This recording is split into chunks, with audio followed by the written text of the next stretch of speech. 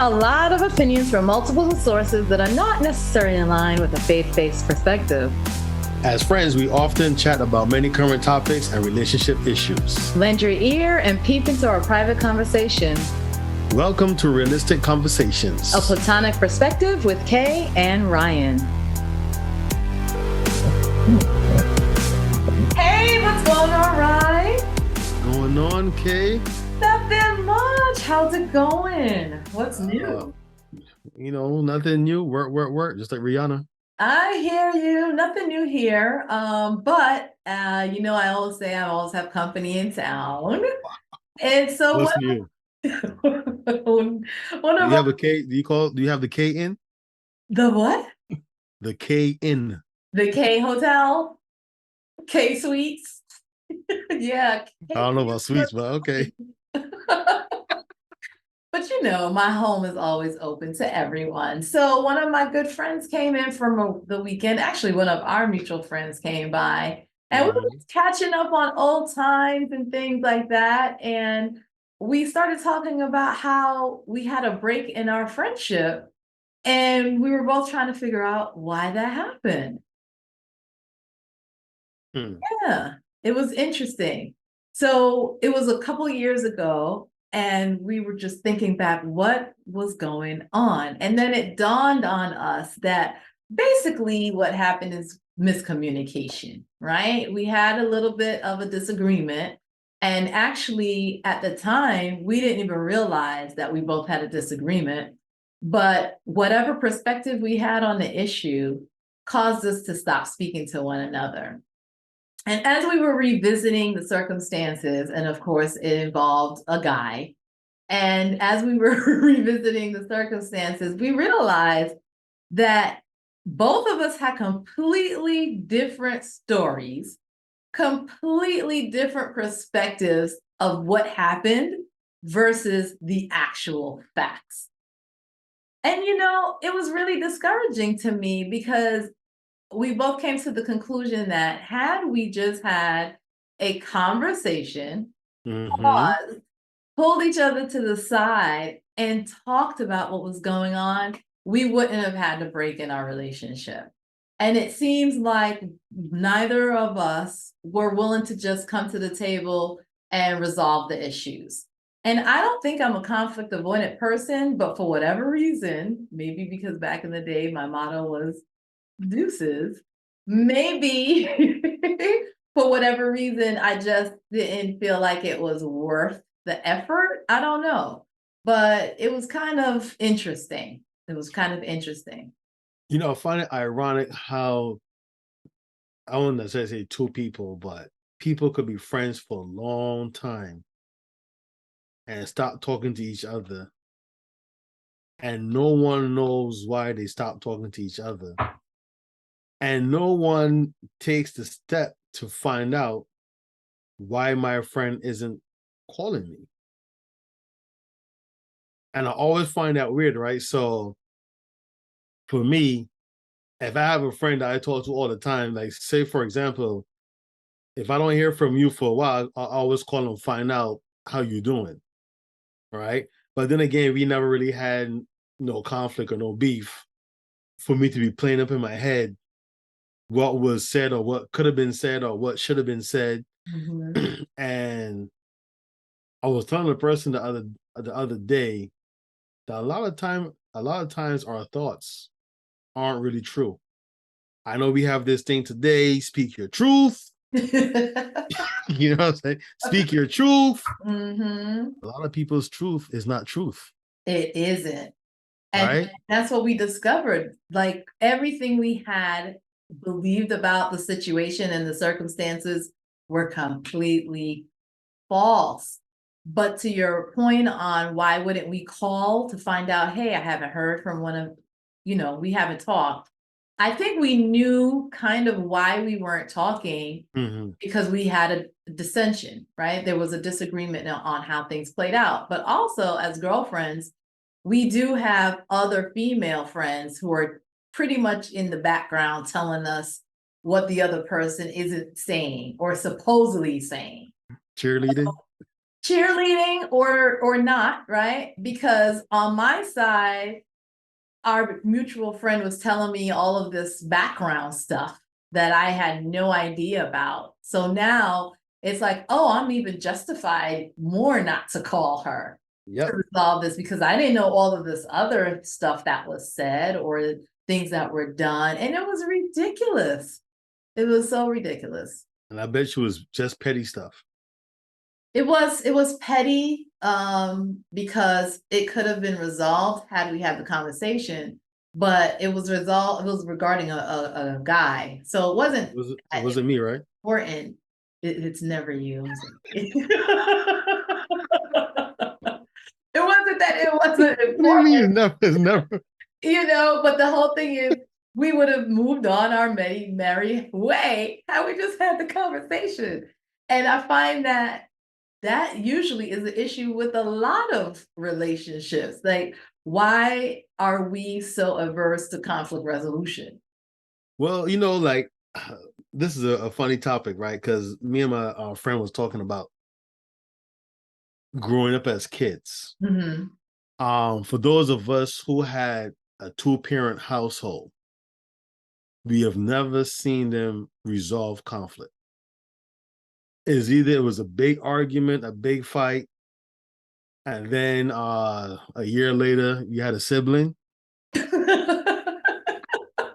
I guess everything's okay now. Exactly, right? Or they weren't talking for a long period of time, or they may have a big blowout and then they were, smiling and happy the next day. Or Um, to add to huh? that, like my friend was telling me about the other day too, is her parents never argued in front of them. So what they would do is have their argument behind closed doors Hmm. and resolve it behind closed doors. So that was another way, like you said, not seeing the conflict resolution play out. Right. And then what did they tell us?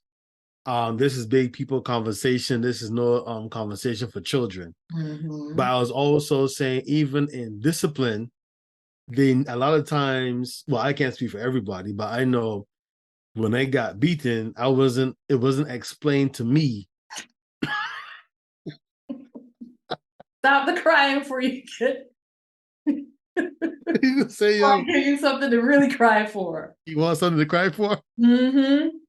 All right. Or to tell you, go and get the belt. You go looking for the belt and you know this is coming and you crying. Then they give you extra 3 licks because you're crying too early, right? They Extra. never really sat down and had a conversation, say, listen, I spoke to you numerous times for not doing this or not doing that. And this is the reason why I'm beating you. Then when you have the sibling rivalry, when you and your other sibling is always fighting, they never sat down and taught us as children how to resolve the conflict between our siblings or even cousins, right? Because coming from the Caribbean, we have a lot of cousins. So you might go by your aunt house or uncle house, and then you playing with your cousins, fight break out, and I guess, and then what you start back talking again, but the problem is still there. Well, I didn't have the same experience. I didn't get spanked often, but when I did get a reason on why I was getting the spanking, right? Because Mhm. maybe because it was so far between each spanking, there was always a reason. And then my Mm. mom used to write things down. So if we didn't get our licks right then and there, She added on. she would add it on later. And so she would have a reason why we were getting these spankings, right? And then, depending on what the issue is, they would pull us together and we would have to talk out what was going on between the siblings. Now, was it full conflict resolution where you're identifying what the issue is and a problem statement on why this shouldn't happen again? Maybe sometimes it depends on, I think, the magnitude of the problem, right? So if one of us was caught, I think one of us was caught stealing from the store one time. Mm. That was a full whole conversation on the why you're getting disciplined, why you're not supposed to do these things, how it's not going to happen again, things like that.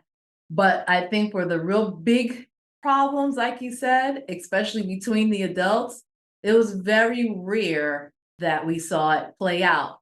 Now, if it was a conflict with a neighbor or an external household member, yeah, we saw conflict resolution, right? Because they had to figure out a way to move forward and not have anger, animosity. And so we would see things like that play out, which was good. Mm-hmm. But and as adults now, that comes into play in our relationships, right? Absolutely.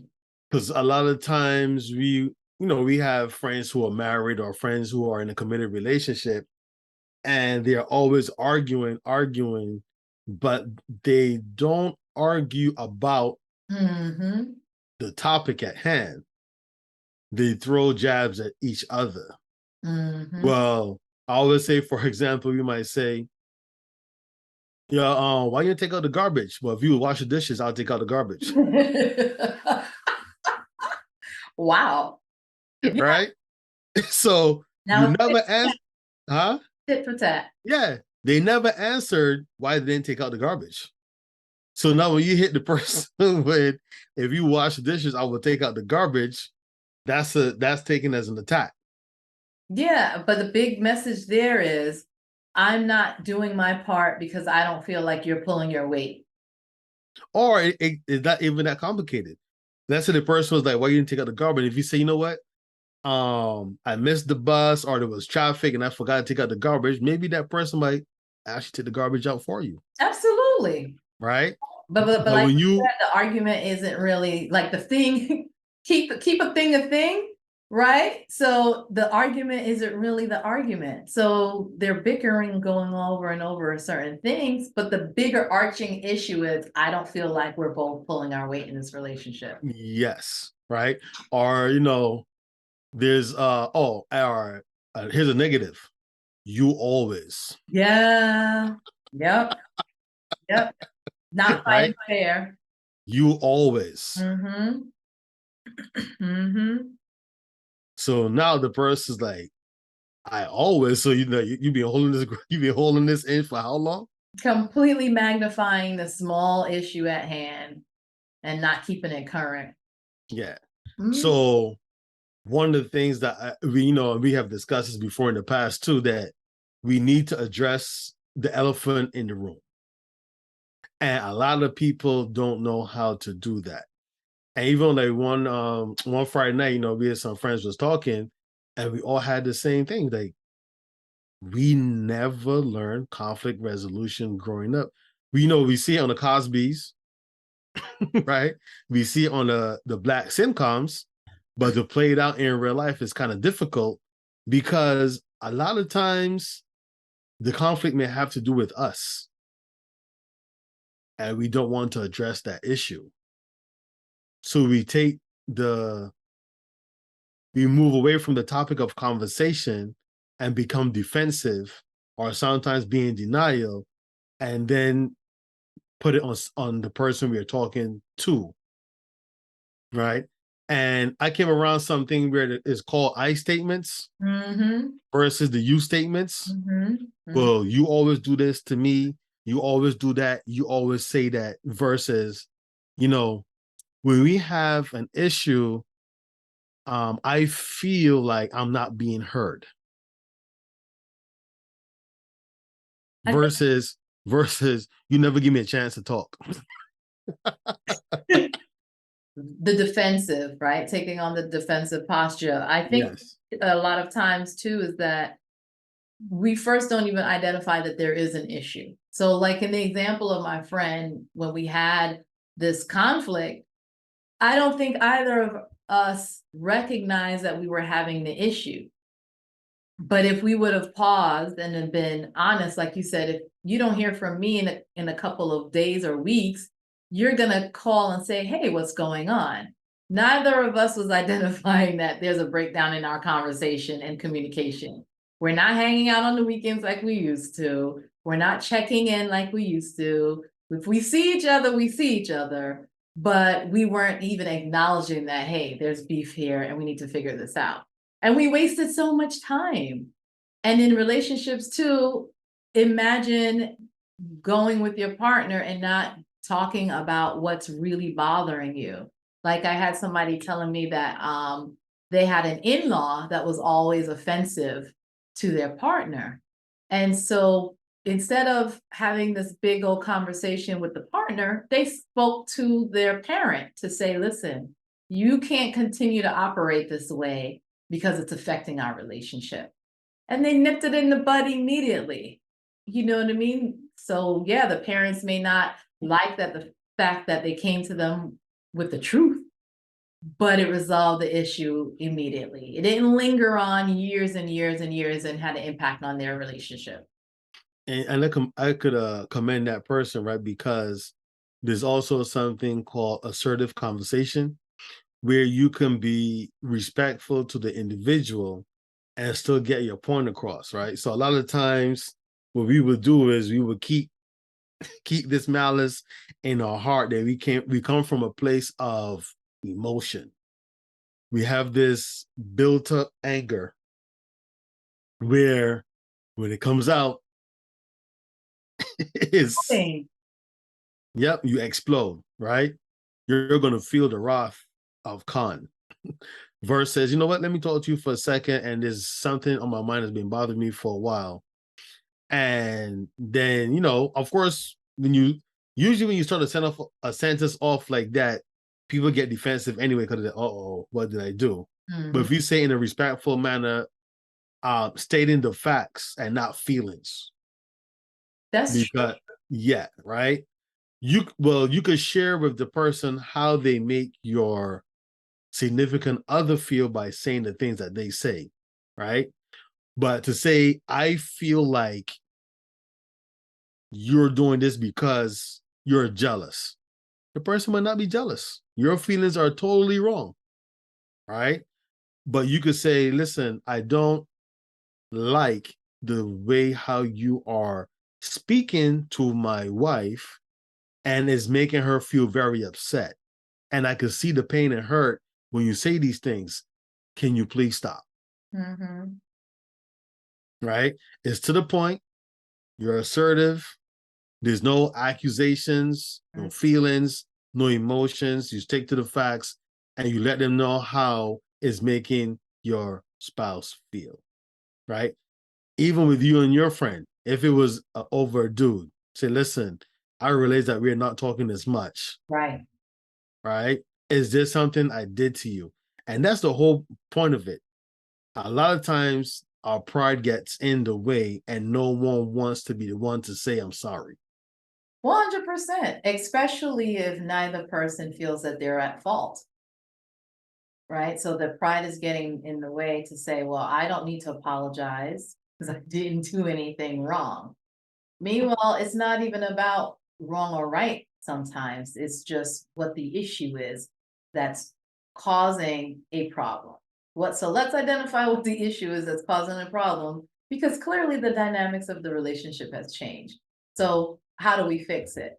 Another question though is, do you care enough about the relationship to fix it?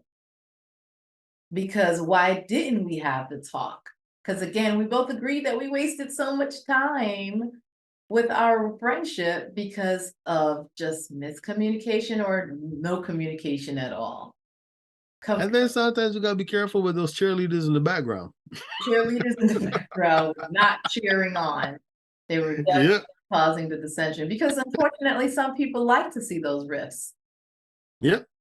because it gives them a upper hand. And the funny thing you said it, right? Well, I've never seen this in amongst men, but things change. But I've heard stories where some of my female friends said they have two friends, but one friend don't like the other friend. So the thing is they have to choose who they hang out with on certain nights because this friend don't like that friend. Yeah. So if you have a conflict with one of them and the other one don't like the other one, that's where the problem comes in because they're going to cheer you on to take your time away from that friend, Mhm. which is petty and immature, but it happens.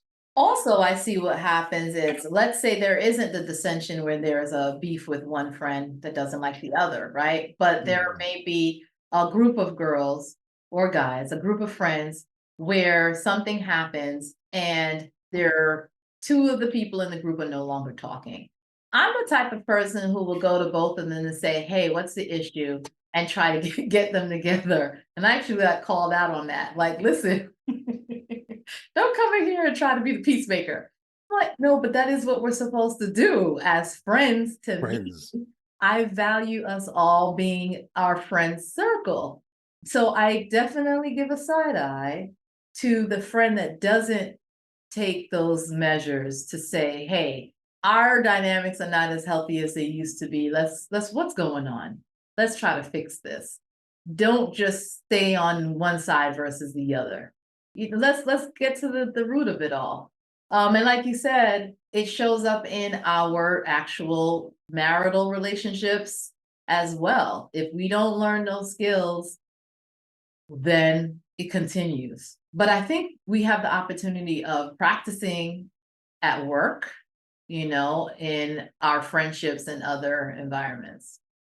Well, funny you say about marital relationships, right? As you were talking, the thought just came to me. As friends, let's say you cut your friends off. They ain't talking, cut them off. Can you imagine being married? You can't cut your spouse off. Well, unfortunately, we see that some people do Well, I'm until not talking they're outside divorce. the house, right? No, I know they stay Yeah. together in the house. They're not speaking outside of the house. They pretend like all is well. Well, I'm not even talking that. I'm not talking when I say you can't cut your spouse off, is like you still go in the same bed. So, Well, that's what I'm saying. They don't necessarily. Sometimes they go to the basement, sleep on the couch, and they give each other the silent but, treatment. but you still got to see them. Like I said, is the difference is as a friend, you don't live in the same household, Right. right? You can walk away. So you can walk away, you cut your friend off. You know what? I get to it when I get to it. Mhm. But here it is with a person that you're not liking right now at this moment. Right. And you got to see them. And not only that you have to see them, of course, you're everything intersect, right? Because if you got kids, you got to take the kids to school, one help with the homework, one do this, one do that. And it's not that easy to cut that person off because that person is a regular part of your daily routine. So that's why you say you don't talk, right? But if you live in New York City and your apartment is small, Well, we saw that doesn't and you post and COVID. you rubbing each other in the hallway. Post COVID, what did we see? We saw uptake uptake in filings because that rubbing in the hallway didn't change anything. Well, instead of walking the hallway together, you just step aside so the person can pass, and then you pass Red light, green light, 1, 2, 3. in the river on the back. My goodness. But yeah, it was an interesting conversation, and I was glad that we had it because it was like the white elephant in the room. That, we resolved the friendship, we reconciled, but we had never talked about why we had that break. So it was good because we discovered our complete stories were completely opposite on either side. And even within marriage, when you actually sit down and discuss the issue, right? Not blaming, not pointing fingers. You actually sit down and discuss the issue. And then as a couple, you say, okay, so this is what we're going to do to address this issue. It actually works out so much better because, you know, the issue is there and both parties have their own perception of what the other person thinks about the issue when it could be totally wrong. What's critical that you said though is that both parties agree to a resolution. If Hmm. you don't both, first of all, acknowledge that there's a problem, and then secondly, agree to the fact that you want resolution, then the conflict will never be resolved. It'll be a cycle of different problems over and over and over. But having that critical agreement, like I said, hey, this is not cool. This is not the space we want to be in. Let's fix this is critical. Yeah, and it also comes a level of maturity as well, right? Because sometimes when you want to have a conversation about the issue, if the person is still upset and not mature enough to put the feelings aside to deal with the conflict, sometimes you go nowhere. And that's why I said it's good to speak to people versus speak at people. Because you catch more flies with honey than with vinegar. And it's not that you're pretending to be nice, you just want to resolve the conflict because you love the person enough to say, well, you know what? I see there's a conflict going on. We never addressed the issue. Let us come and address the issue so we could get past it. Yeah, and knowing your person is important too, right? Because time is Mm-hmm. a thing. So it may not be that they're ready to resolve it right now. So maybe the conversation is, hey, I know that you're still upset about this particular thing. So I want us to resolve it. When you're ready and you're able Yeah. to talk to me about it, hey, let's do that. And let's set a date where we can sit down and talk. And I think that if that person is open to really, really having a healthy relationship with you, it'll happen. Yeah. I agree with that, right? It all depends on how much the person is willing to invest into the relationship. And unfortunately, past traumas have to deal with it. But that's another conversation. But I really think that once that person is to you worth resolving the conflict because you really love that person and you want to make it work, then you will sit down and say, you know what, let's discuss it to make it work. And a lot of times, I mean, and sometimes you can have some serious conflicts, right? Mhm. But sometimes the solution can be simple because you can start from somewhere and work towards that goal because not everyone is always at the same page. Not everyone is always at the same page in marriage. Some people are more mature. Some people had less bad experiences. Some, have different parenting experiences. So it always have to be a level of maturity where you could say, listen, even though I am the man in the relationship, my wife is making sense. Mhm. Right? The pride. Right? Put away the ego and the pride. And for the woman, you could be like, you know what? Yes, I know. I've heard you say this before. You're not my father, Why you calling me out? right? But but it's not about being your father, It's about sometimes someone has to make the final decision. But like we said earlier, it's Uh-huh. really sometimes how we set up that conversation and talk, right? Yes, So yes, it's not coming with a perception of, oh, I have a better answer, or I know more, I know what's best, is let's get to this resolution together. yeah. Or sometimes if the person doesn't have a plan to resolve the issue, but yet still they disagree with your plan, Mhm. that's another thing too.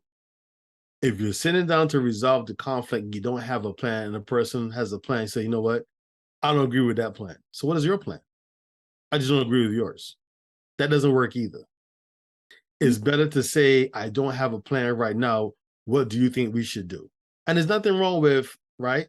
Saying, I don't have a plan right now. Right, just waiting. Just waiting, right? Or give me some time to think about it.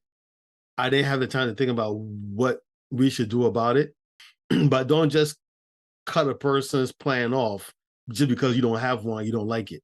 Yeah, that's ego talking. But Yes. outside of marriage, when there isn't the resolution conversation happening, I think that's fair to say also that that's when you know your season is over. Because if you're having conflict with someone you call a friend or a coworker, and they're not willing to come to the table to actually deal with the issues so that you can get back to the place that you were, that means that they don't value the relationship. So if they don't value you as a friend or a coworker that's going to partner with them in team building, then sometimes you just have to realize it's not going to get resolved. The season is over. Move on. Yeah. And That's in marriage, you don't want to say the season is over. oh, you can't. That's where therapy comes in, right? That's when your season starts. Yes. Right. So that's where you Mhm. might go and get professional help from an objective Absolutely. right? Point of view versus going to a friend or a family member who picks sides, Correct. Get a mediator. right? You get a mediator, and it will help build, right? It will help build on that foundation, because now in therapy you could learn communication skills.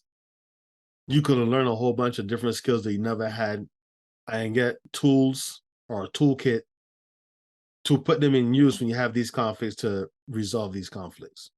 Yeah, and you might even discover that some of the conversations that come up with conflict are not even about what's happening now. It could be things that are triggers from the past Mm-hmm. and are not even conscious, thoughts.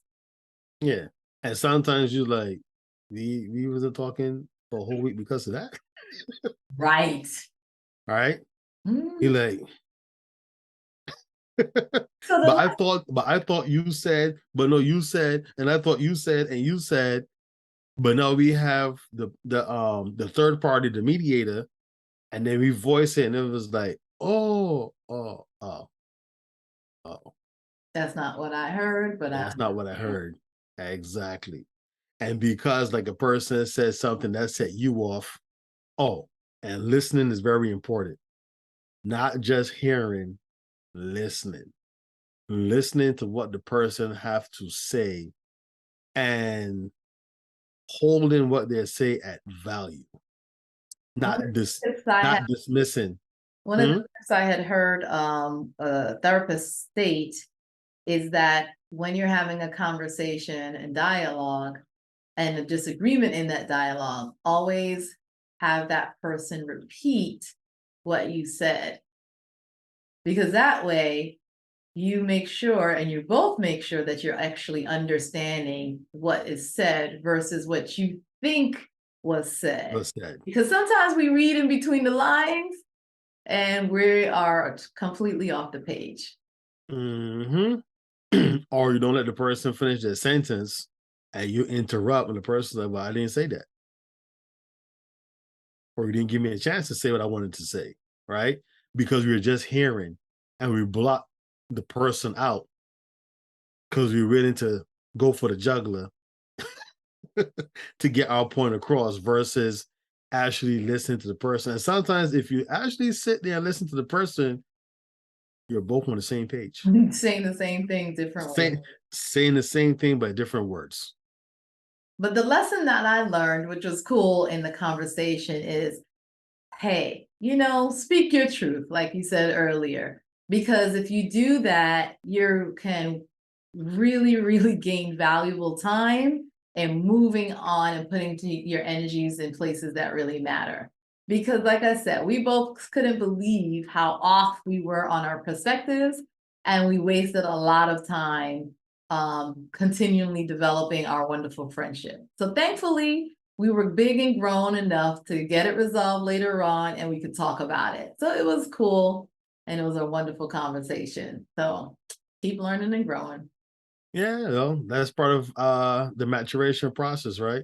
Yep, yep, You yep. look you look back and say, silly me. So silly, so silly. And listen, and the person who's the background cheering, rah, rah, rah, rah, rah, you're no longer in the picture. Let me tell you, they are so no longer in the picture. Like, we both don't even know where she is. Because they were never genuine to begin with. No, nope. You're All absolutely right. And a lot of times when you sit down and speak, and then you say, well, she said this or he said that, and like you look at each other like, wow, that's where the riff was. Yeah. When the two of you were very good friends, you could have bypassed that third party and went straight to the source. Live and we learn. Yeah, well, I'm glad we had this wonderful conversation. I learned a lot. Now, I'm just gonna put these things into practice. Hey, one day at a time. Sweet Jesus. Yeah.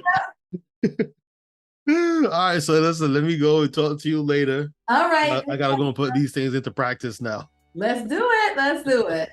Take it easy. Well, you get to practice more than I do right now. Take it easy. We'll talk to you soon. All right, talk to you later. Peace. Bye. Bye. Hey, thanks for listening to this week's conversation. If you like what you heard and want to listen to what we chat about next, please look for Realistic Conversation Podcast on all streaming platforms. And if you're watching us on YouTube, go ahead and peep into our next episode by clicking the subscribe button. You'll then be notified of when we post next. See you soon. See you soon.